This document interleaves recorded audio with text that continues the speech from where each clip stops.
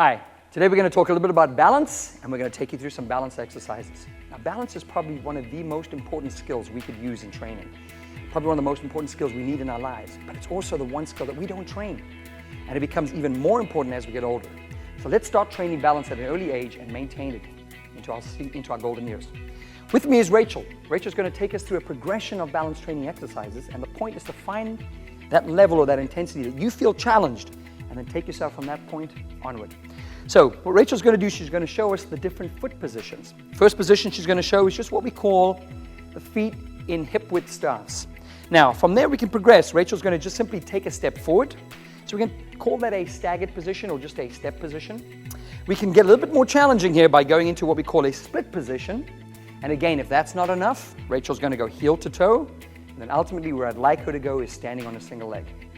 And so that's going to be your progression. So again, choose one that's appropriate. I want it to challenge you, but I don't want you to lose control. I want you to stay tight through here, and I want you to also feel the muscles in your glutes and the side of your hips working, because the whole idea is that's where your balance training is, and those are the muscles we want to tone and shape up. Okay, to start with, so Rachel, I'm going to have you go into a heel to toe position, and we're going to just apply some variables here. Each one of these is intended to make the exercise a little bit more challenging. So again, choose the one that you feel is appropriate for you.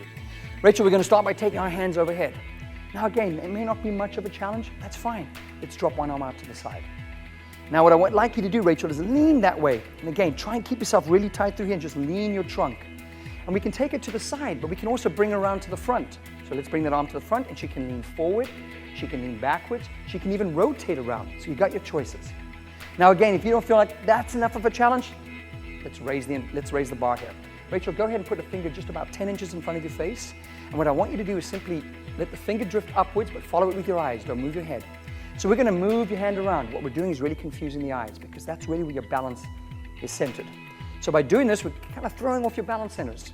Now we can, again, if Rachel's doing the movements and she doesn't feel challenged, we can repeat it, but now I want you to move your head with you. So take the head up, because you have balance centers in your ears too. Let's challenge those.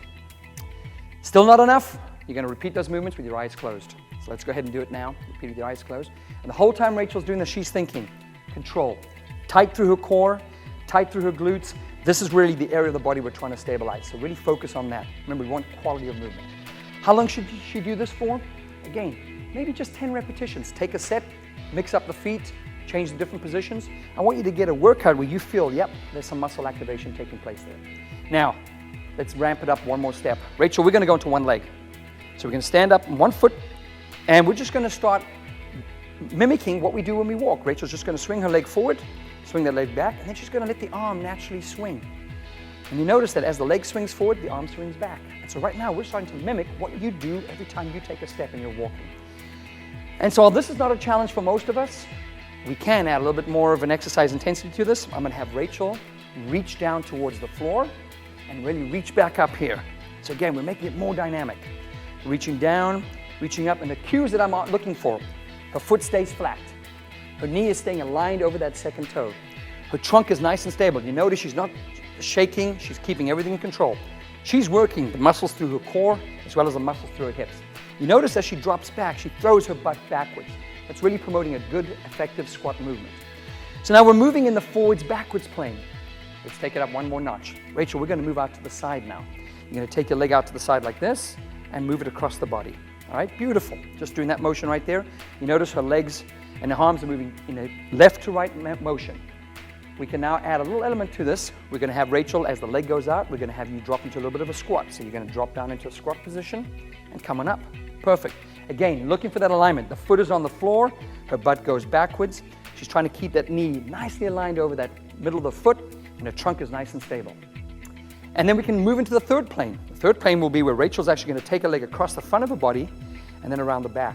And as she does that, she's going to keep the arm moving in the opposite direction. So she's doing a movement right there. Again, she's going to start to feel that. Doing one set of 10 repetitions, she's going to start to feel it right through these muscles around her butt.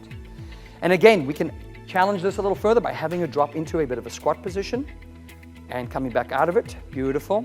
Now, keep in mind, you can always put the foot to the floor if you're losing your balance. I want quality of movement, not quantity. So just remember, you've got a series of progressions right through here. You've also got an option to do one set of 10 in each directions. You're getting a lot of exercises, and you're going to train balance, and you're going to firm up this area. Go and have some fun.